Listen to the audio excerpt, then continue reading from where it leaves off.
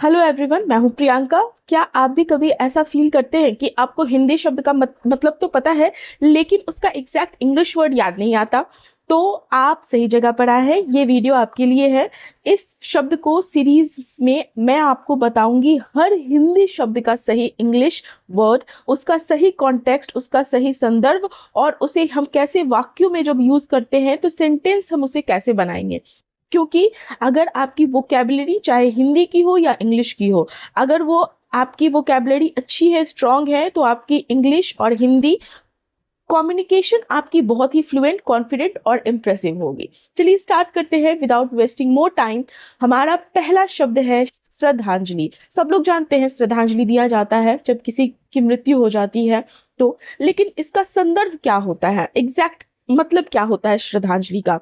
तो देखिए, जब हम किसी की मृत व्यक्ति या मृत्यु के बाद जब हम सम्मान प्रकट करते हैं, श्रद्धा प्रकट करते हैं, रिस्पेक्ट प्रकट करते हैं, तो उस चीज को हम क्या बोलते हैं? श्रद्धांजलि बोलते हैं। अगर हम इसे सेंटेंस में बोलना चाहें तो जैसे अगर हमने एक वाक्य चुना, हमने उनके महान कार्यों के लिए उन्हें श्रद्धांजलि दी, तो हम इसे इंग्लिश में कैसे बोलेंगे? We paid tribute to him for his great works. We paid tribute to him for his great works. अगला शब्द है, बहुत कॉमन वर्ड है, संक्रमण। तो संक्रमण का इंग्लिश सबको लगभग पता रहता है, इन्फेक्शन होता है।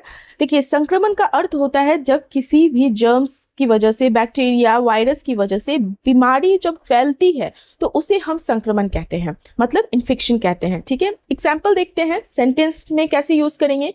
इस बीमारी का संक्रमण तेजी से फैल रहा है। The infection of this disease is spreading rapidly. The infection of this disease is spreading rapidly. Next, जबरदस्त तेजी। हम बोलते हैं ना, जबरदस्त तेजी आई है, तो जबरदस्त तेजी को इंग्लिश में बोला जाता है सर्ज। लेकिन अगर हम इसका संदर्भ, कॉन्टेक्स्ट कहाँ पर यूज करते हैं इस चीज को, तो इसका संदर्भ ये होता है, अर्थ ये है, जब किसी चीज में अचानक बहुत तेज और बहुत बड़ी वृद्धि होती है, रैपिड इंक्रीज होती है, तो उसे हम कहते हैं जबरदस्त तेजी, मतलब सर्ज। वाक्य देखें, बाजार में कीमतों में जबरदस्त तेजी आई है। बाजार में कीमतों में जबरदस्त तेजी आई है। There has been a surge in market price. There has been a surge in market price. हर शब्द के अलग अलग वर्ड होते हैं, और कहाँ पर कौन से वर्ड को यूज करना है, यही होता है आपका वोकेबुलरी स्ट्रांग होना। ठीक है, हमारा अगला शब्द है तनाव। Very common. तनाव को इंग्लिश में बोला जाता है स्ट्रेस। ठीक है, जब मन या शरीर, मतलब जब फिजिकली या मेंटली या प्रेशर होता है, दबाव होता है, चिंता होती है, तो इससे क्या होता है? तनाव। इसी चीज को हम तनाव कहते हैं। ठीक है, काम के कारण उसे बहुत तनाव हो रहा है। He is under a lot of stress due to work. He is under a lot of stress due to work. बहुत सारे लोग यहाँ पर यूज कर लेंगे he is under a lot of pressure। नहीं, गलत है, स्ट्रेस यहाँ पर यूज होगा। ठीक है, अगला शब्द है उल्लेखनीय। उल्लेखनीय, ये थोड़ा सा डिफिकल्ट है, बहुत लोग नहीं समझ पाएंगे। उल्लेखनीय सुनते हैं लेकिन उनका अर्थ उनको नहीं पता होगा। उल्लेखनीय का अर्थ होता है नोटेबल, किसी चीज या किसी व्यक्ति का खास महत्व, इंपॉर्टेंस हो, और जिसे विशेष रूप से बताया या ध्यान दिया जाना चाहिए, मतलब इंपॉर्टेंट हो और उस पर फोकस होना चाहिए, तो उस चीज को हम क्या कहते हैं? नोटेबल है, उल्लेखनीय है, या किसी अचीवमेंट या क्वालिटी के लिए जनरली उपयोग किया जाता है। एग्जाम्पल, उसकी उपलब्धि सच में उल्लेखनीय है। उसकी उपलब्धि सच में उल्लेखनीय है। His achievement is truly notable. बहुत कॉमन शब्द है निवेशक। निवेशक को इंग्लिश में इन्वेस्टर तो कहते हैं। इन्वेस्टर का अर्थ क्या होता है? वो जो पैसे दे रहा है? नहीं, इसका मतलब ये होता है कि वे लोग जो अपने पैसे को किसी बिजनेस में, किसी कंपनी में या किसी स्कीम में इस उम्मीद से लगाते हैं कि उन्हें फ्यूचर में, उन्हें भविष्य में लाभ या रिटर्न मिलेगा, तो उन्हें हम निवेशक कहते हैं। तो अगर हम वाक्य देखें तो कैसे यूज करेंगे? कंपनी ने नए निवेशकों को आकर्षित किया। The company attracted new investors. The company attracted new investors. हमारा अगला शब्द है भरोसा। भरोसा को इंग्लिश में ट्रस्ट बोला जाता है। तो ट्रस्ट किसे कहते हैं? बिलीव भी बहुत लोग कंफ्यूज हो जाते हैं बिलीव करना और ट्रस्ट में। जब हम किसी व्यक्ति या चीज पर विश्वास करते हैं कि वह सही या हमें नुकसान नहीं पहुंचाएगा, तो उसे हम भरोसा कहते हैं, उसे हम ट्रस्ट कहते हैं। मुझे तुम पर पूरा भरोसा है। I have complete trust in you. I have complete trust in you. ध्यान दीजिएगा, यहाँ पे ऑन यू नहीं लिखा हुआ है, I have complete trust in you. अगर ध्यान से वीडियो देखिए तो बहुत सारी स्ट्रक्चर भी आपको समझ में आएगा कि इंग्लिश में हम इन शब्दों को कैसे प्रयोग कर सकते हैं। अगला शब्द है जोखिम। जोखिम अक्सर सुना होगा, जोखिम भरा काम। जोखिम किसे बोलते हैं? रिस्क को। ठीक है, रिस्क। जब किसी काम में नुकसान होने का खतरा हो, किसी तरह का डेंजर हो, या किसी तरह की अनसर्टेनिटी होने की संभावना हो, तो उसे हम जोखिम कहते हैं। यह जनरली जो है निर्णय लेते समय महत्वपूर्ण इंपॉर्टेंट होता है कि जोखिम, जैसे कहते हैं ना, जोखिम भरा काम, जोखिम भरा डिसीजन, जोखिम भरी एक्टिविटी, रिस्क है ये, तो इस चीज को हम जोखिम बोलेंगे। यह निर्णय लेना एक बड़ा जोखिम है। Taking this decision is a big risk. Taking this decision is a big risk. Next है पुष्टि। पुष्टि करना। पुष्टि को इंग्लिश में बोला जाता है कंफर्मेशन। कंफर्मेशन जब किसी बात या जानकारी, किसी इंफॉर्मेशन को सही, करेक्ट और निश्चित रूप से मान लिया जाता है, या उसकी सच्चाई को वो सच्ची है, इस चीज को मान लिया जाता है, स्वीकार किया कर लिया जाता है, तो उसे पुष्टि कहते हैं, कंफर्मेशन कहते हैं। ठीक है, जब आप ट्रेन का टिकट बुक कर रहे हैं मान लो, और आपको मैसेज मिलता है कि टिकट कंफर्म हो गया है, तो यह क्या हुई? पुष्टि हुई, कंफर्मेशन हुई। ठीक, हमें उसकी उपस्थिति की पुष्टि मिली। We received confirmation of his presence. We received confirmation of his presence. इस तरह से हम सेंटेंस वाक्य में यूज करते हैं। अगला शब्द है मंजूर। मंजूर, मंजूर को इंग्लिश में बोला जाता है अप्रूव। अप्रूव, ठीक है, जब किसी प्रपोजल, किसी प्लान, किसी रिक्वेस्ट को स्वीकार कर लिया जाता है और उसे आगे बढ़ने की अनुमति दी जाती है, तो उसे हम क्या कहते हैं कि ये अप्रूव हो गया, ये मंजूर हो गया। अभी ध्यान दीजिएगा, यहाँ पे कंफर्मेशन और मंजूर दोनों में अंतर है, अप्रूव और कंफर्मेशन में। बहुत लोग ना अगर वाक्य बना रहे हैं या सेंटेंस इंग्लिश में बोल रहे हैं, तो उन कभी कभी वो कंफर्म हो गया, अप्रूव की जगह कंफर्म हो गया, ऐसा बोलते हैं। लेकिन आपको संदर्भ, आपको मतलब पता होना चाहिए कि कहाँ पर सही शब्द का प्रयोग करें। तो अप्रूव का मतलब आपको समझ में आया, मंजूर होना, जो आगे बढ़ने की अनुमति, परमिशन मिल जाती है, तो इस चीज को हम अप्रूव बोलते हैं। जैसे कि सरकार ने इस योजना को मंजूर कर लिया है। The government approved this plan. The government approved this plan. अगला शब्द है जागरूक। जागरूक होना, कहते हैं ना जागरूक होना। जागरूक, जागरूक को इंग्लिश में बोला जाता है अवेयर।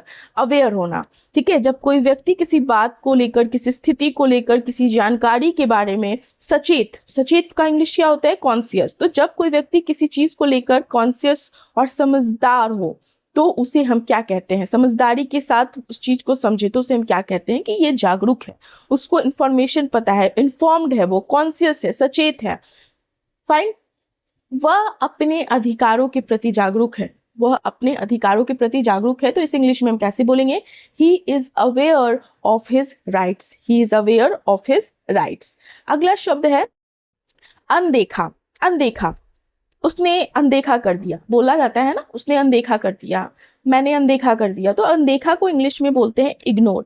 जब किसी बात को लेकर, किसी चीज को लेकर ध्यान, अटेंशन न दिया जाए, या कभी कभी जानबूझकर उसे नजरअंदाज, मतलब नेग्लेक्ट कर दिया जाए, तो उसे हम क्या कहते हैं? अनदेखा। ठीक है, अनदेखा करना, इग्नोर करना। मान लो जब फोन पर बार बार कॉल आता है और आप जानबूझकर उसे नहीं उठाते, तो आप उस कॉल को क्या कर रहे हो? अनदेखा कर रहे हो, इग्नोर कर रहे हो। सेंटेंस देखते हैं, उसने मेरी बात को अनदेखा कर दिया। He ignored my words. He ignored my words. अगला शब्द है उपयुक्त। उपयुक्त, उपयुक्त को इंग्लिश में बोला जाता है, वेरी कॉमन वर्ड है, सुटेबल। सुटेबल, ठीक है, सुटेबल को हम उपयुक्त बोलते हैं और उपयुक्त को हम सुटेबल बोलते हैं। जैसे कि जब किसी काम को लेकर, किसी परिस्थिति को लेकर, किसी सिचुएशन या नीड के अनुसार सही, अप्रोप्रिएट या ठीक हो। जैसे मान लो कि मैं आपको एक सिचुएशन समझाती हूँ। जब आप किसी खास मौके के लिए सही कपड़े चुनते हैं, ठीक है, तो आप उस अवसर के लिए, अवसर के अनुसार उपयुक्त कपड़े चुन रहे हो, तो वहां पर आप क्या बोलोगे? मैं सुटेबल कपड़ा चुन रहा हूँ। तो इस तरह से हम ये शब्द का यूज करते हैं रोजमर्रा की जिंदगी में। जैसे कि यह जगह रहने के लिए उपयुक्त है। This place is suitable for living. अगला शब्द है सोच समझकर। सोच समझकर, अभी सोच समझकर को इंग्लिश में बहुत लोग कंफ्यूज हो जाते हैं कि क्या बोला जाए। सोच समझकर मतलब केयरफुली, केयरफुली। अभी सावधानी यहाँ पर नहीं होगा कि सावधानी के साथ, सोच समझकर थोड़ा सा डिफरेंट होता है। जब कोई काम पूरी तरह से थॉट मतलब विचार के साथ, समझ के साथ और सावधानी के साथ। सोच समझना और सावधानी में यही अंतर होता है कि सावधानी सावधानी होता है, जैसे इंग्लिश में हम कॉजन बोलते हैं, CAUTION। लेकिन जब सोच समझकर होता है कोई काम तो उसमें क्या होता है, विचार भी आपका होता है, आपकी समझ भी होती है, आपकी सावधानी के साथ जो काम हो तो उसे हम कहते हैं केयरफुली, सोच समझकर। फाइन। जैसे कि उसने यह फैसला सोच समझ कर लिया। He made this decision carefully. He made this decision carefully. अगला शब्द है अफसोस। अफसोस है कि मतलब रिग्रेट है, रिग्रेट हो रहा है ना। तो अफसोस जब किसी गलती या खोए हुए मौके, कोई अपॉर्चुनिटी है जो आपने खो दिया, या कभी कभी ऐसा होता है कि आपने कोई गलत डिसीजन ले लिया, किसी का दिल दुखा दिया, या किसी चीज पर पछतावा हो गया। तो पछतावा को हम रिमोर्स बोलते हैं, ध्यान दीजिएगा, REMORSE। पछतावा को हम रिग्रेट नहीं बोलते हैं, बहुत लोग कंफ्यूज करते हैं। तो जब किसी गलती को लेकर, किसी अपॉर्चुनिटी, खोई हुई अपॉर्चुनिटी को लेकर, किसी पछतावे को लेकर, किसी गलत फैसले को लेकर, किसी के लिए मन में दुख, आपने कभी किसी को हर्ट कर दिया, इस सब चीजों को लेकर जब आपको कभी अफसोस होता है तो उसे हम क्या बोलेंगे, रिग्रेट। ठीक। एग्जाम्पल देखते हैं, मुझे अपने फैसले पर अफसोस है। मुझे अपने फैसले पर अफसोस है तो इसे आप क्या बोलोगे, I regret my decision. I regret my decision. और पछतावा अलग चीज होता है, पछतावा होता है रिमोर्स। ठीक है, REMORSE, डिफरेंस याद रखिएगा। अगला शब्द है गतिविधि। गतिविधि है, गतिविधि को इंग्लिश में बोला जाता है एक्टिविटी। एक्टिविटी तो किसी काम को, किसी एक्शन को या किसी टास्क को जो किया जाता है तो उसे हम एक्टिविटी कहते हैं। सिंपल सा चीज है, और ये फिजिकली या मेंटल दोनों हो सकता है, physical activity, mental activity. Fine. Example देखते हैं, स्कूल में कई प्रकार की गतिविधियां होती हैं।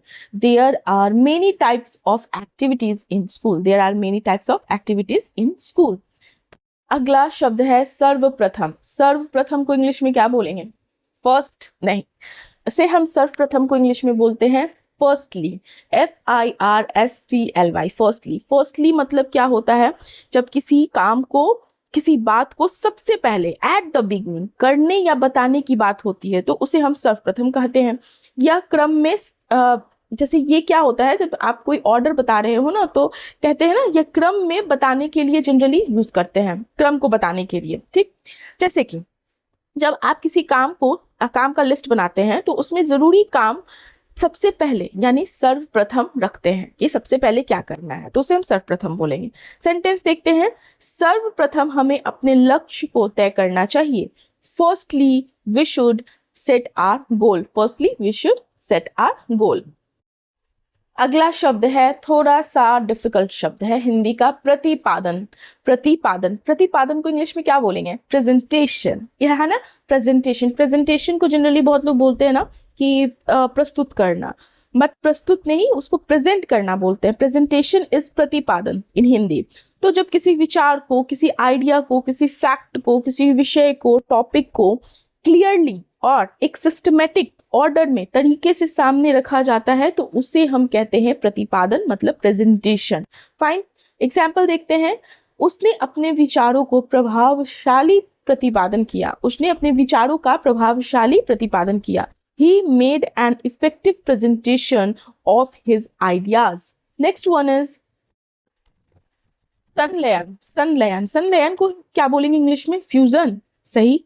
फ्यूजन क्या होता है, फ्यूजन जब दो या दो से अधिक चीजें मिलकर एक नई चीज बना लेती है तो उसे हम संलयन कहते हैं। ठीक है, दो चीज है जो कंबाइन हो गई और एक नई चीज बन गई तो ये हम संलयन। और फ्यूजन जनरली हम साइंस में यूज करते हैं, लेकिन ये मुझे एक न्यूज़पेपर में मिल गया इसलिए मैंने ये शब्द का यहाँ पर डाला है, संलयन।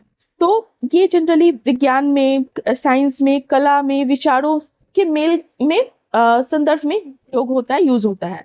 जैसे कि मान लो अगर हम यूज कर रहे हैं, आजकल खाने में अलग अलग देशों की, अलग अलग कंट्रीज की टेस्ट को मिलाकर नई डिश बनाई जाती है तो इस चीज को हम क्या बोलोगे, फ्यूजन बोलोगे। फ्यूजन फूड कहा जाता है इसे। ठीक है, एग्जाम्पल देखते हैं, यह संगीत पारंपरिक और आधुनिक शैली का संलयन है। This music is a fusion of traditional and modern style, मतलब कि ट्रेडिशनल और मॉडर्न दोनों को मिलाकर एक नया तरह का म्यूजिक कंपोज किया गया है। तो इसे आप क्या बोलोगे? This music is a fusion of traditional and modern style. So ये हमारा आज का लास्ट शब्द था, लास्ट वर्ड था। So thank you for watching. और मैं आप लोगों को कहना चाहूँगी कि अगर आपको ऐसे प्रैक्टिकल और डेली यूज़ वोकेबलरी सीखनी है, अपनी वोकेबलरी को स्ट्रॉन्ग, वोकेबलरी क्या होता है? हिंदी की शब्द, इंग्लिश के शब्द। वोकेबलरी मतलब ये नहीं होता है कि आपको इंग्लिश आना चाहिए, आप जिस भी लैंग्वेज में हो अगर आपको वहाँ के शब्द आते हैं तो वो होती है वोकेबलरी। और वोकेबलरी जिनकी स्ट्रांग होती है उनकी कम्युनिकेशन बहुत स्ट्रांग होती है, बहुत अच्छे से वो अपने आप को अब दूसरों को समझा पाते हैं और अपने आप को प्रेजेंट कर पाते हैं। ठीक है, तो वीडियो पसंद आए तो लाइक करें, शेयर करें और कमेंट में बताइए कि क्या आपको इस तरह के शब्द से फायदा, सब शब्दों की जानकारी थी, मतलब संदर्भ आपको पता था। So thank you, have a nice day.